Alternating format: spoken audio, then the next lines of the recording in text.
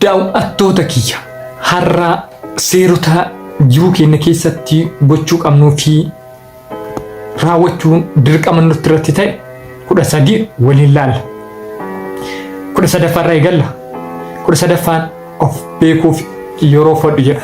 Yeroo ofii kennitiin maal danda'a, maal beekaa, akkamitti hojiitti kana dhufee gara fuulduraa maaltu naaf kan jedhu ofiif yeroo kennitiin of wajjin haasa'ii ofiif of beekii jechuudha.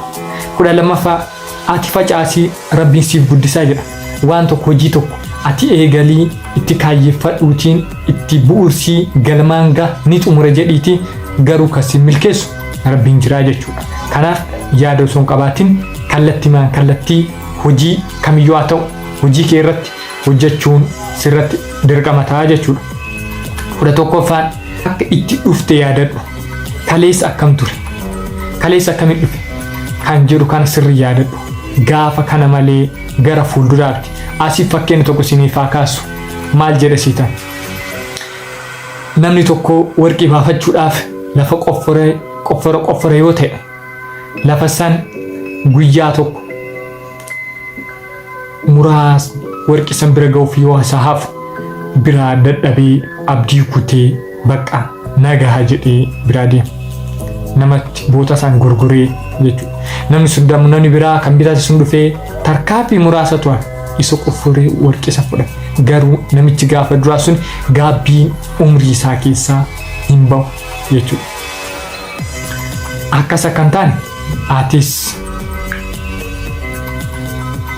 akka itti dhufte duuba kee kalee kee yaadadhu.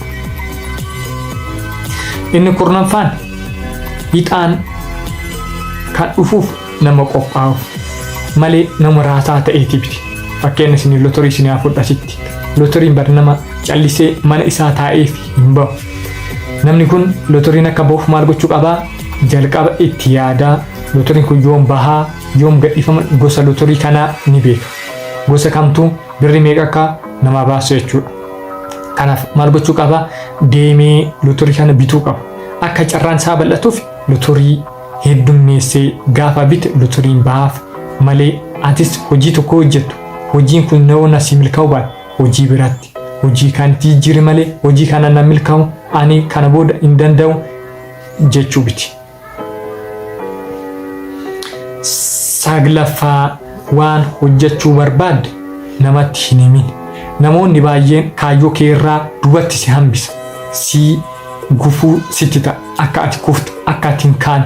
Kana waan ta'eef kana gochuu irraa ofii keetii milkaa'uudhaaf namaan osoo itti naaseen icciitii qabattee deemuu qabda. Namni ati faana deemuu qabdu namoota milkaa'an, namoota fuuldura kee ta'an, namoota irraa waa baay'ee baratu, namoota akkasii malee namootuma argitee karaa irratti itti dhuftee wajjin icciitii kee hunda itti himuu miti. 8ffaa nyaanni tolaa hin jiru. Nyaanni tolaa hin jiru yoo jennu wanti tokko hojjettu malee itti ifaajju malee itti fuurtu malee itti xaartu malee wanti argattee wanti milkooftu tokko hin jiru jechuudha. Fuuraa kee xab yoon godhin akkuma salphatti namoonni milkaan hin jiran. Namoonni fuuldura keetii ilaalame eessaa ka'an maarraa eegalan akkamitti kaayyoo kana guddaa kana galma kana gaan kan jedhu isaan hordofi. Fakkeenya asitti siif kaasa. Fooqiin tokko yommuu ijaaramee guddaadha kan jedhu bu'uurri isaa maalidha? Masarata. Kana bu'uura dhagaa lafa gaafa gadi qofforanii qotan fooqiin kun hagam akka inni dheeratu hagam inni akka ga'u kan murtaa'uun kan lafa gaffagaateen malee gubbaarratti waan daradaramee fi haga yoo deemee in kufa in jiga jechuudha. Garuu keessi isaa gadi fagaate taanaan hagamiyyuu dheerachuu danda'a. Atis bu'uura hojii keetii hundee irraa eegali malee gubbaa kanaafiti. Inni 7ffaan sodaa kee wajjin wal falmuu baradhu. Hin danda'u kana biran gahu akkamitti danda'a?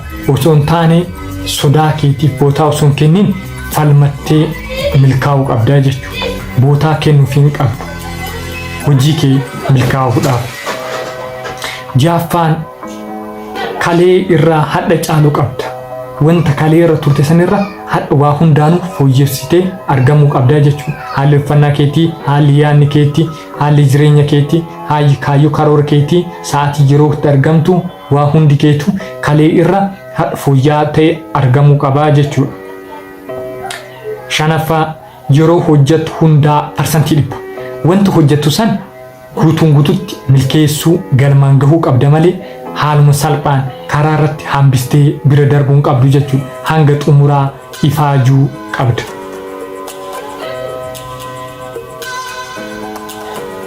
Arfaffaa nama gammachiisuu dhiisi.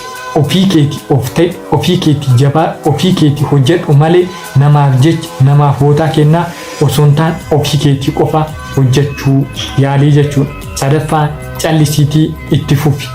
Wanti hojjettu san galmaan gahuudhaaf callistee kaayyoo keetiin itti fufuu qabda malee akkuma argitetti dhiistee bira tartee kabiraa jalqabuu osoo hin taane dhiisuma irratti ifaajjee ka jette san galmaan gahuuf yoo deemte siif milkaa bakka milkiitti ni argattaa jechuudha. Lammaffaan waan argattu irraa rabbiif jedhii kenniif. Kana jechuun ati akka milkaa'uudhaaf buruun keessi akkasii toluudhaaf yoo cinaa kee nama jiraan, nama dadhaboo, nama rakkataa gaafa qarqaartee kennite gammachuun argattaa, hojii keetiinis itti milkooftaa jechuudha. Inni dhumaa fi tokkoffaa namni si hin fakkaanne irraa fagaachuu. Kaayyoo keetii fi keeti qofa malee namootuma argite, namootuma kaanii kaan wajjin osoo hin taane nama kaayyoo kee wajjin jiru, kaayyoo kee wajjin deemu qofa faana deemuu qabda. Nama kanatu si milkeessa, nama kana wajjin milkooftaa jechuudha. Daawwattoota chaanalii kana haaraadha. Subscribe godhaa odeeffannoowwan barnoota akkanaa argachuu yoo barbaaddan.